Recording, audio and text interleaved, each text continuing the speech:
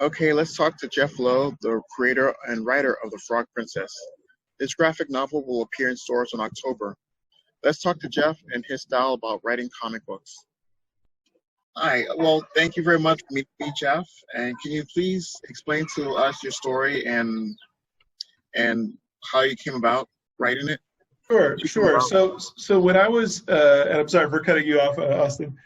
When I was going to law school, there was a sort of crisis that arose at the university I was at, where they had changed the water system such that a lot of frogs in laboratories were endangered. They'd switched the chemical makeup of the water that was flowing through the East Bay and near San Francisco.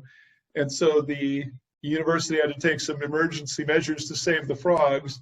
And that was sort of the inciting event that caused me to want to write The Frog Princess.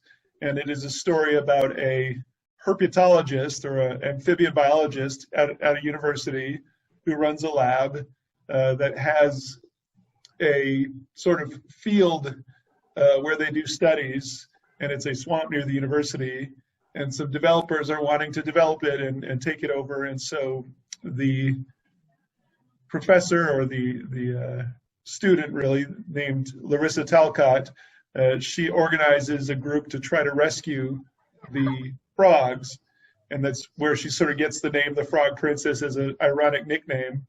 But one of the people who's trying to stop her and who's helping the developers is an attorney, and he initially is helping developers wipe out the frogs, and eventually, though, he and Larissa fall in love, and he begins to help her for several reasons, one of which is that he feels like he wants his life and work to be meaningful and not simply to help developers, for example. So it's sort of a romantic comedy, but it's got an environmental theme, and it's still relevant for a lot of the crises going on today, especially with the environment. So were there any specific writing methods or writing styles that you approached for Frog Princess? So I had begun writing screenplays, and The Frog Princess, when I initially thought about writing it, I had begun to write it as a screenplay. And then over time, I, like many people, I went through periods where I read a lot of comic books and graphic novels. Then I stopped for a while, then I returned to it. And really, when it came time to sit down and write a full-length graphic novel, the unfinished screenplay that I had for Frog Princess seemed perfect to adapt to that. Mm-hmm. It had the themes and the sort of characters and events that I thought would fit well for a shoujo manga story, and it turned out, that it was a good fit in my view. What were your challenges when you first worked on your first comic? I don't know if it's a Frog Princess or others. And how do you feel your progression now as an artist? I mean, as a writer, is it? So many, in reading about comic books and people who write comic books, many of them can remember, some of the first scripts they ever saw. Like, for example, in a Sandman graphic novel, one of the collected volumes in the 90s, had one of Neil Gaiman's scripts for the Sandman story. And for many people, and I might be included among these, it was one of the first times I'd seen, a full comic book script as formatted. And again, I had, read screenplays before, and I was struck by how much it was similar to a cinematic screenplay.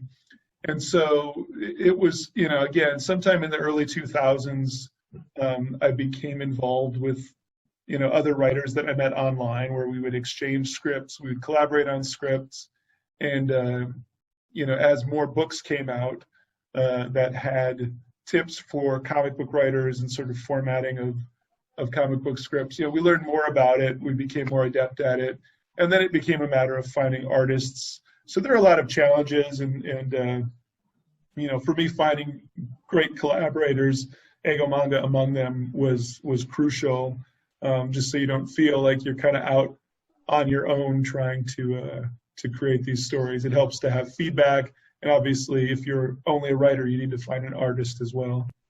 What type of advice do you have for them, like when they want to write for the first time? Well,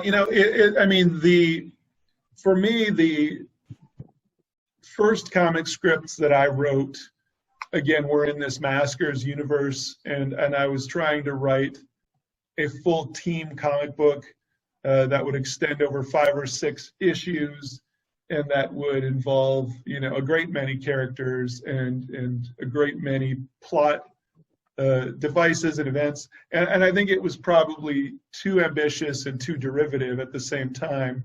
But from that, this character Ghost Girl arose from it. That I think, again, it's the story that I've written that received the widest distribution.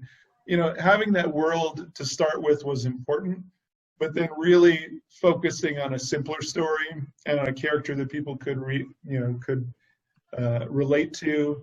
I think that finding a story I really wanted to tell was key, and that's been my experience of all the stories I've written that I felt really worked from beginning to end. Is that if you can relate to the character and if you can figure out what the character wants and present some obstacles to that character, but ultimately, allow that character to pursue his or her goals, I think that makes for a great story. And I think that's the real key is knowing what your story is before you start.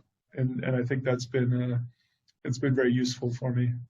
Well, what are some advice that you can give that to, I guess, what's the wrong way to write a story if you're a new writer? Right. Well, I think that, again, if everything feels too familiar and it feels like it's been borrowed from somewhere else, then it's not a story that anyone needs to read. I mean, the reality is that, there are a handful of comic book companies and graphic novel publishers that, can effectively tell stories about superheroes that we've heard before. And some of them are great and some of them are excellent. And obviously there are books like Watchmen and The Dark Knight Returns that are works of art in my view. But unless you have something new to offer, you may have a very difficult time entering into that conversation and entering into that publishing world. We're very lucky over the last 15 or 20 years that graphic novels are now thought of as a way to tell any story under the sun. And so if there is a story that's personal to you, even a story about your own family, you may be surprised at how you have something to tell that will be new to someone and that will attract the attention of a publisher. I think that's one of the great things about the sort of graphic novel explosion into mainstream bookstores over the last 20 years is that stories are being told that we haven't seen before, and certainly haven't seen before in a graphic novel, whereas simply telling a story about superheroes is valid and legitimate, but if you don't have something new to offer, it's going to be very hard to find a new audience who could just as soon go read Batman or Superman or whatever it may be.